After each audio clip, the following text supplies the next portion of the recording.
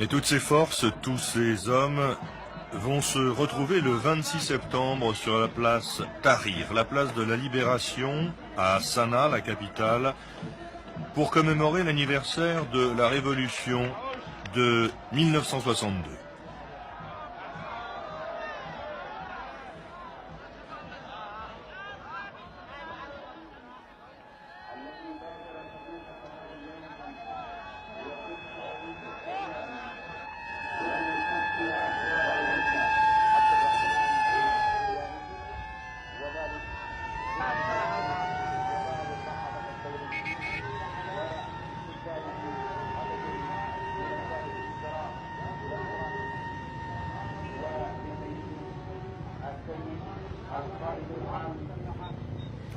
Mais que s'est-il donc passé au lendemain du coup d'État?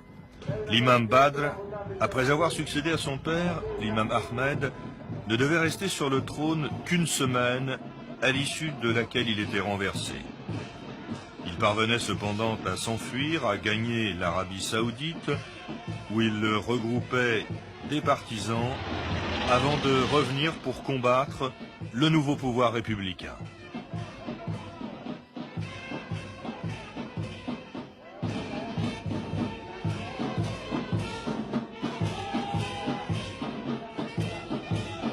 C'était alors le début d'une longue guerre civile qui devait se poursuivre pendant plus de 7 ans. Un conflit qui, pour le président Nasser, pouvait lui permettre de prendre pied sur la péninsule arabique en combattant d'un côté les Britanniques installés à l'époque à Aden et de l'autre la monarchie conservatrice saoudienne.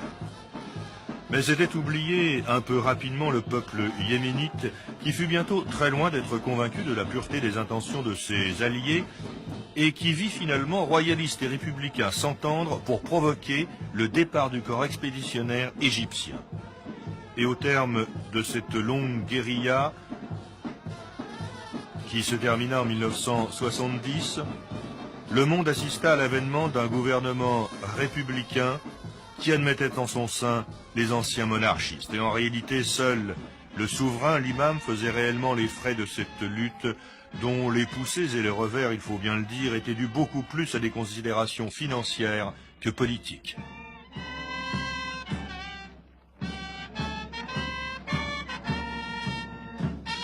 Et il reste au moins de cette révolution la persistance des subsides du grand voisin saoudien et cette remarquable façon de défiler très cher aux Égyptiens.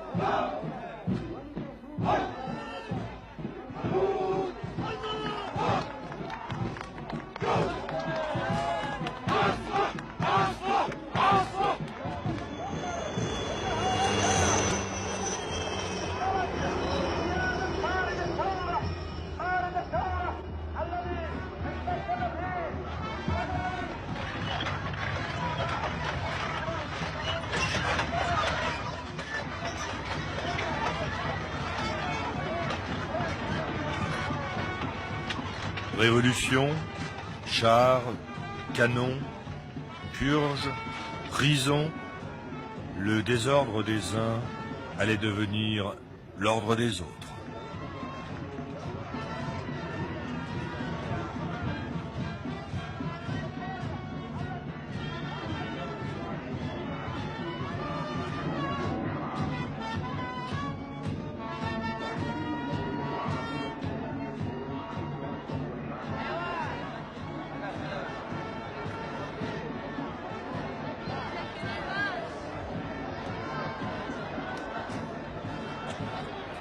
Mais Quittons la place Tahrir, cette place de la Libération qui est encore boire de monde.